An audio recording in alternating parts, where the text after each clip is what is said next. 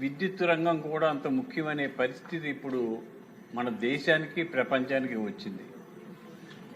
Current లేకపోతే ఒక్క నిమిషం కూడా పసిపాప కూడా పడుకోలేని పరిస్థితి వచ్చింది. దానికి సంస్కరణలు తీసుకువచ్చి 24 గంటలు నాణ్యమైన కరెంటు ఇవ్వాల్సిన ఆవశ్యకత ఏర్పడింది.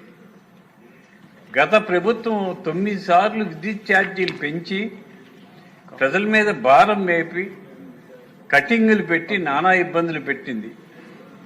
మన ప్రభుత్వం వచ్చిన తర్వాత మన ముఖ్యమంత్రి నారా చంద్రబాబు నాయుడు గారు గత చరిత్రలో ఎప్పుడూ కూడా కరెంటు కట్టు లేకుండా చేసి విద్యుత్ ఛార్జీ పెంచకుండా చేసిన ఘనత చంద్రబాబు నాయుడు గారు దక్కింది.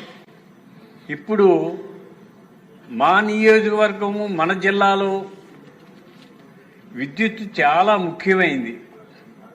ఎందుకంటే అధ్యక్ష తమకు తెలుసు, అన్నీ కూడా చేపల చెరువులు, రొయ్యల చెరువులు, తీర ప్రాంతం అంతాను.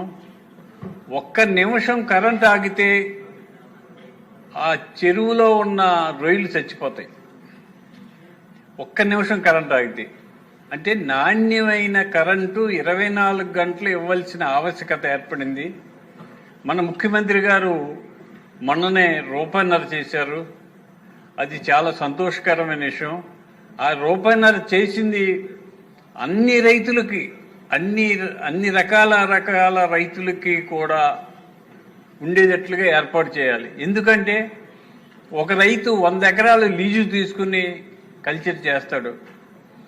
మరి 100 ఎకరాలకి రాయితీ లేదంటే అతను కల్చర్ చేయలేడు. 100 ఎకరాలకైనా సరే రూపాయన్నర చేయాలి, 1 ఎకరానికైనా రూపాయన్నర చేయాలి, అరెకరానికైనా రూపాయన్నర చేయాలని చెప్పి నేను మంత్రివర్యులను కోరుతున్నా. ముఖ్యంగా ట్రాన్స్ఫారాలు 2 ఎకరాలు ఉంటే ట్రాన్స్ఫారం కావాలి, వారికి నాణ్యమైన విద్యుత్ కావాలి.